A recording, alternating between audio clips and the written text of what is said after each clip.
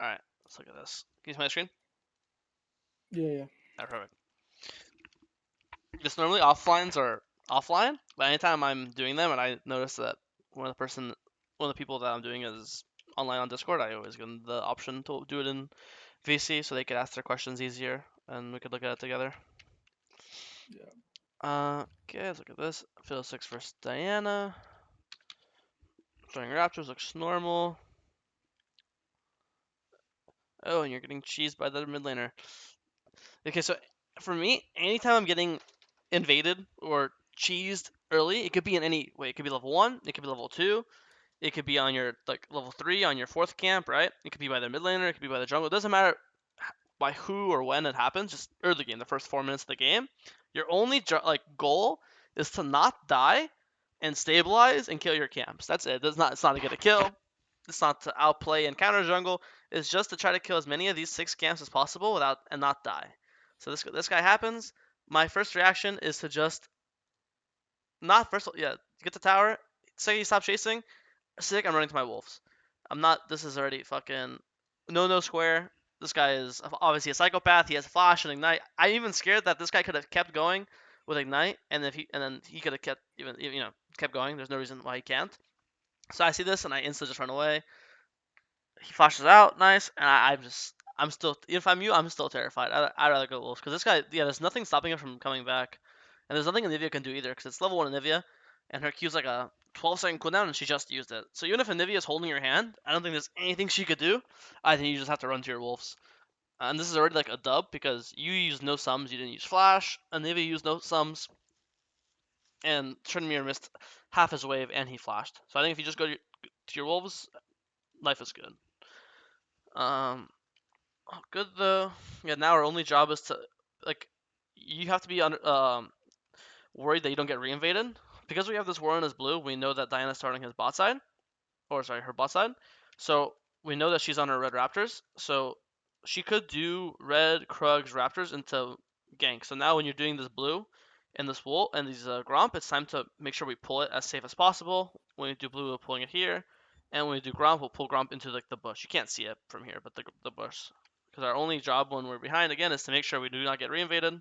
Even now, I know you might clear your camp faster, but I wouldn't smite this just in case he wants to do some psycho stuff and do like romp. I mean, he might do like red raptors and then do this as well, right? So even now, just to be safe, I wouldn't smite this. Hold my smite, because our only objective is don't die and don't get reinvaded, right? In this Yeah. case, thank God, Diana decides to level 2 gank mid instead, so we're fully safe. So we see Diana mid. I think once you see Diana mid, okay, yeah, we look over, we see she's level 3. That means she did red, raptors, and Krugs, and now she's going to her top side. So we're just full clearing up like normal. We see Diana mid again.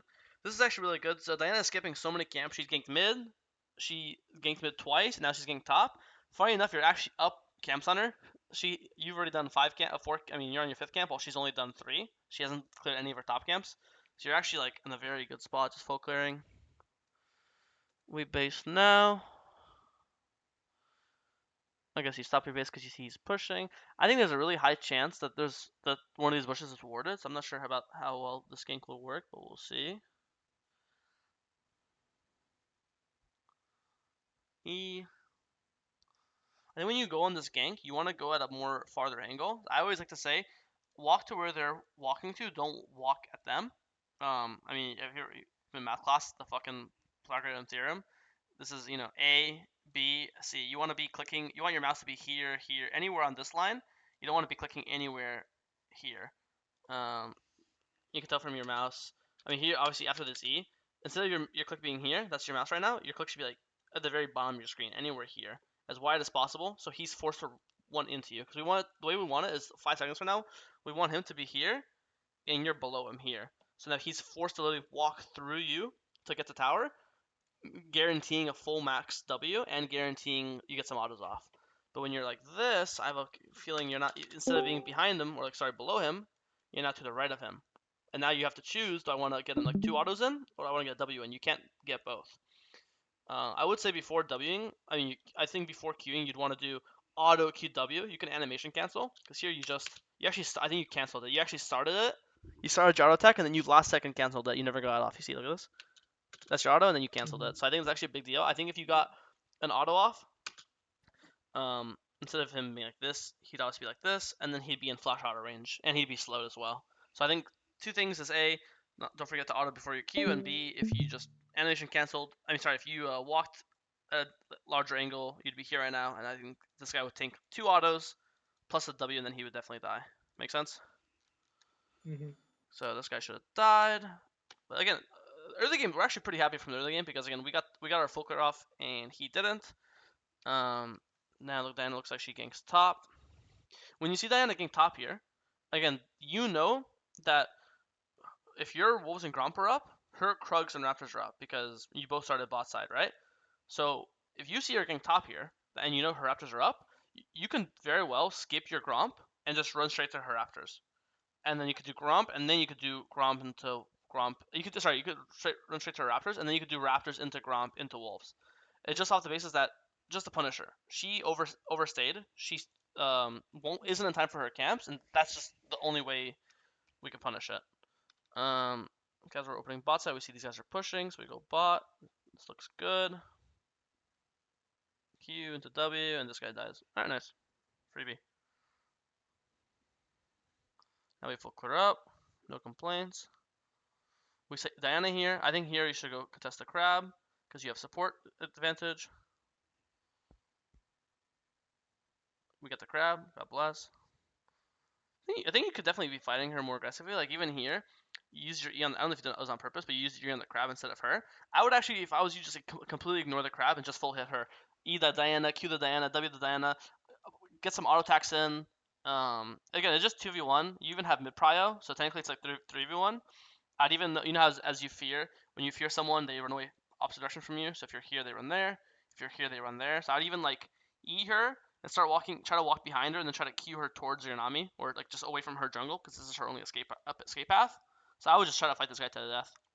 I think this guy is either killable or if he has flash, I think we could at the very least burn his flash.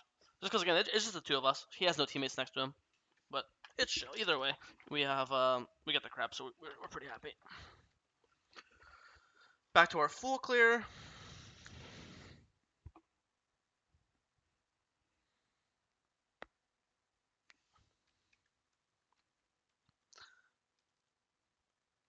Mm. Here, I think that when you see them start dragging, you should take his Grump. Uh, and you know they're on it because if you look Trinamir on the icon, you can see Trinamir walking into the Dragon Pit. Um, there's no reason why he'd walk into the Dragon Pit besides doing Dragon. And you see that from the scuttle you got. So I think when you see him, again, if same logic, if your Krugs are up, that means your Grump's probably up. So I would just go and take your Grump right now.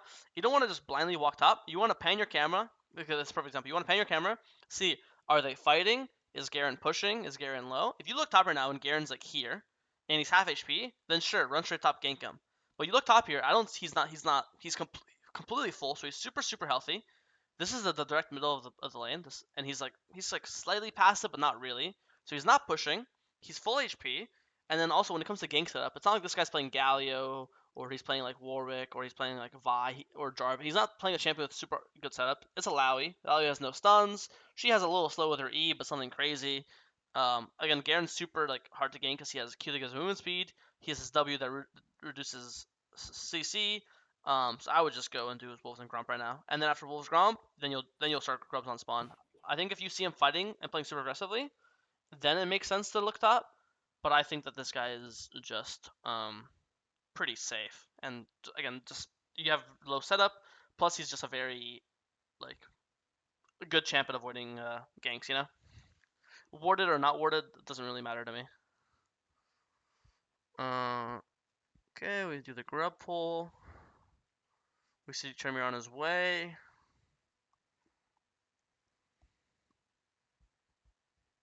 Another good thing about doing the Grump Wolves is here you see your Nivea start her base. So when you see Nivea start her base here, you shouldn't even be under the wand to start grubs on spawn. Because when we start grubs, we want it to be with our teammates. We want our Nivea to be here. We want our Lower to be here. We want to pull objective with our teammates somewhat close to us. And when you see Nivea base, that tells me, okay, I can start grubs 30 seconds from now.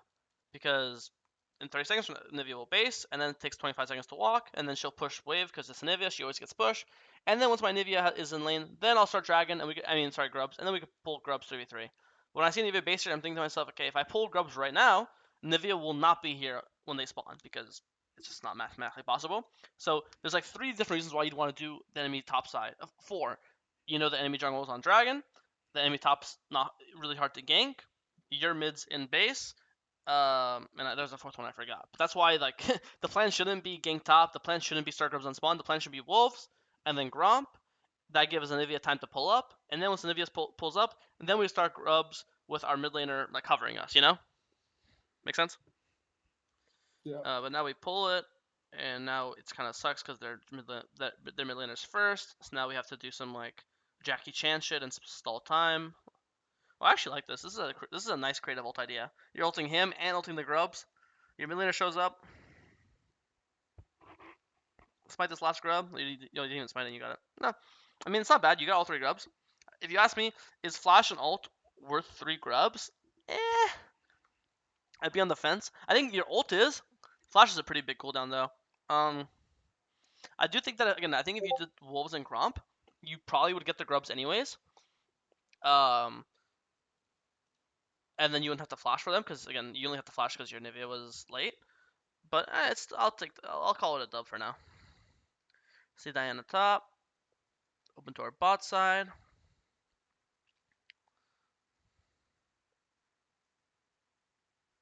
Look bot lane.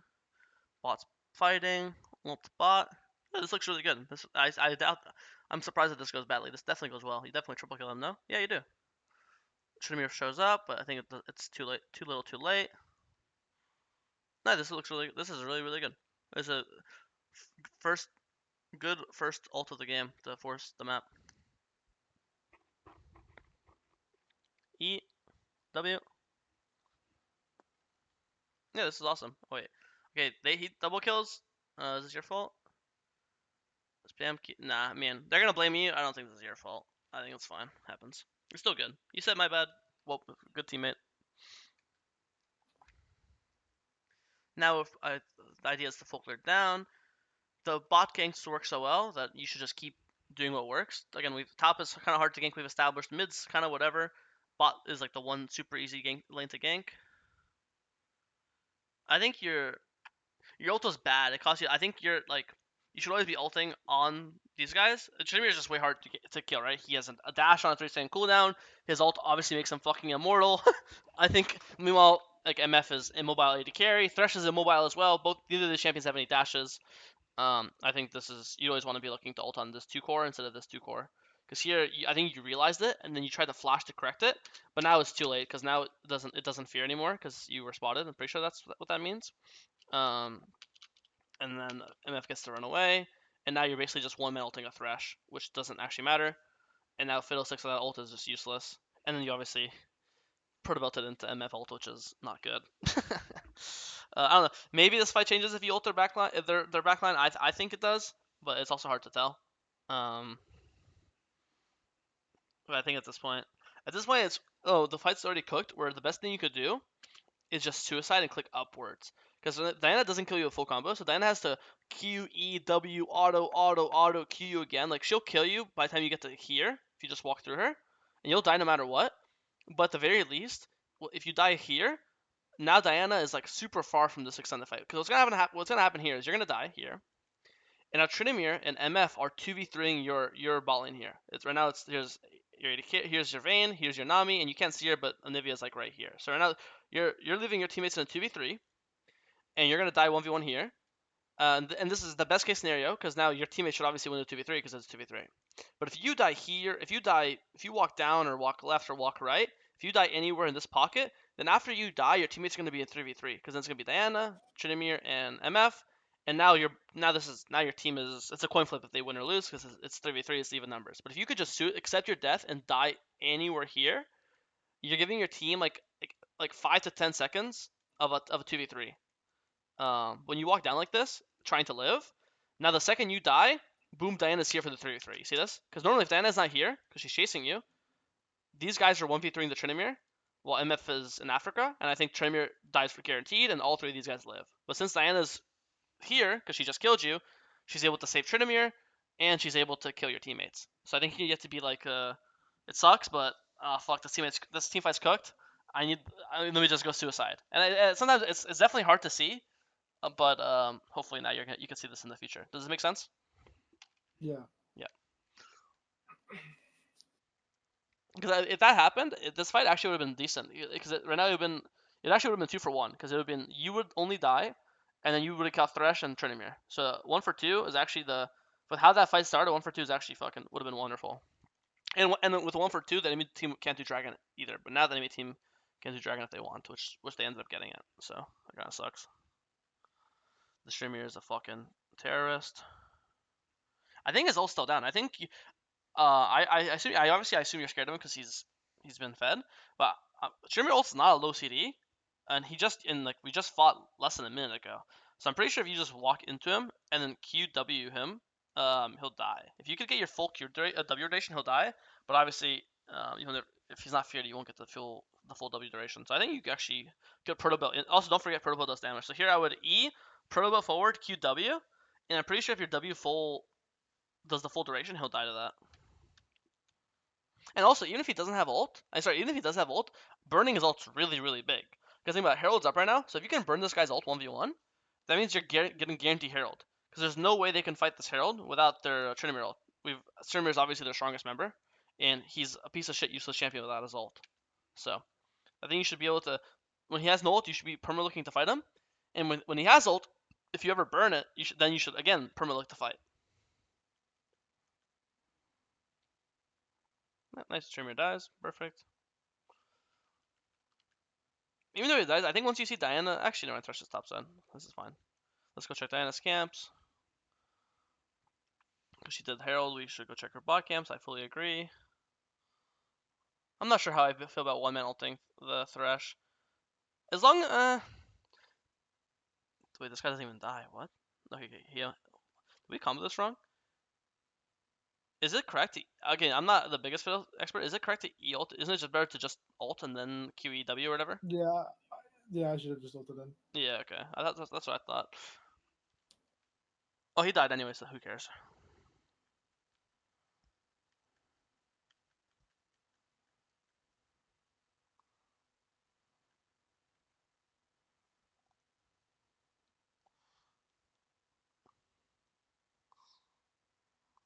Kind of an awkward fight. I think I would just Proto Belt.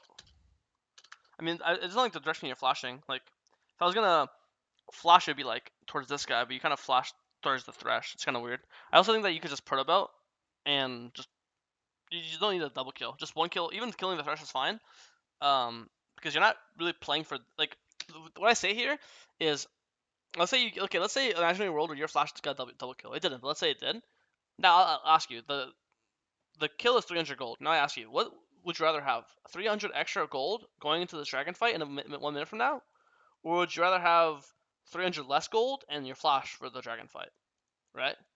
I think very often it's a flash, right? Especially on champions like Fiddlesticks, especially having flash ult for dragon, you could be down 10k gold, and if you get like a 5-man flash ult, you could solo win your team the game, right? So as Fiddlesticks, especially on Fiddlesticks, I'm almost never flashing for a kill unless it's like a big shutdown or it's at a big objective. If it's not at a big objective or it's a big shutdown, I'm just not flashing. Because right now, look when you base. If you had, I guess, okay, funny enough, if you have 300 extra gold, you'd actually have a big item. You'd actually have large rod. But a lot of times, 300 extra gold, it's not even an amp tone. It's actually nothing. You know what I mean? So if anything, at this point, if I was you, I would do the math. I would realize down 300 gold off large rod, and I would do wolves, raptors, red, and then base, and then show up to this dragon with large rod, because you're only 240 gold away, which is 3 camps. And either way, you might be like, oh, but then I'll be late to dragon. The thing is, without your ult, it doesn't matter if you're on time to dragon, because let's say right now you just skip all your camps, you run straight to dragon. Without ult, you can't hold the control. Agreed, you're useless without your ult. So these 3 camps, killing them will take exactly 60 seconds. So either way, you'd be at dragon with ult up and large rod 40 seconds from now, right? Because now, okay, the logic is we skip our camp to be early for dragon, but now it's like we're early to dragon, but without ult we can't. Like, nice, you're here, if you had your ult up, yes, you'd sit in this bush. They walk in, you 2-man ult, but that ult you can't even do that. So you being early doesn't matter. I rather you have just greeted for an extra camp or 2 for your item, correct? Okay. Because again, boom, you have ult here. It doesn't matter. Like you have no power. These guys can just dive you right now. With ult, there's nothing you can do. So okay, let's watch this fight. Let's play for dragon.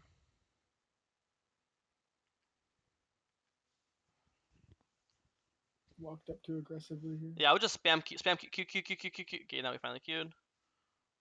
Guess honestly, your ult for half of your HP is super worth. I think now is when you walk up too far up. I think this is actually funny enough. As funny as this looks, this is awesome because all you traded this HP for his ult, and you could always just regen back up. You could even be up portals. You can even base right now, and then take portal back to dragon. You know, or again right now you could just hide in this bush. If these guys all go here, then you could ult over, and this is like game winning. You still have stopwatch as well. I think this initial start of the fight is good. I think showing yourself now is bad. You're just letting them hit you for free and kill you for free. You know, if you're hiding in this bush this entire time, uh, then you can maybe look to ult or again just look to base. Because funny enough, I would actually argue that trading Nami's life for Tryndamere ult is worth. Like, what's worth more, Tryndamere showing up to a fight with no ult, or me having Nami for the fight? I'd rather Tryndamere have no ult. That's just how the game has turned out, right? Um, but then when you die, and then Nami dies, and then Vayne dies, and then you lose Dragon, now I think the game is you just lost too much. They have Dragon stacking, they get Otacon, and I think they have too many stats. So I don't think this game was. I think the game's just over. I don't think that the game was directly your fault. I do think your team tilted and died way too much. But I do think with all these like little small things, like actually like you could call them min maxing. I want to believe if you showed up to this fight with an extra large rod and you didn't, and you also had, I mean, also imagine in my world you still have flash. So if you have a large rod here and flash, you sit in this bush. These guys all dive in for Nami. You ult flash over this wall. Zanya's. I think this is like a double kill or triple kill. And then you get Dragon, you get Otacon. Now you're the one. If you're the team getting Dragon Otacon here, then you're the team winning the game. You know. Because also if you're hiding, Diana isn't going to the right; she's walking to the left. Or even let's say Diana is walking to the right. Instead, she wants to face check you guys. You could 1-man ult Diana, one shot this guy, and then flash over for the second duration of your ult and kill these guys, right? And Tryndamere is no ult as well, so you're like only 1 to 2 seconds of your ult will kill this guy once you flash over. So I think this was your game potentially game winning or like comeback mode team fight. The game is actually pretty close. Look, it's 18 to 15. So if you 3 live and these 4 die, the score is now what 18 to 19. Plus you get Dragon plus Otacon, boom, you're back in the game, right? But after this, now it's just over. Let's watch if there's any other fights, but I assume not. Let's watch this. Cue this guy. Ult in these guys. Okay, not bad. I think, funny enough, here I would flash on the MF and then Zanya's. I think you could reach low more. If you flashed here, I think this would be the duration. And then you could Zanya's. But now you died. The game's over. Yeah. Any questions or anything I didn't go over you wanted to talk about? Not really. Okay. Was about it. Yeah.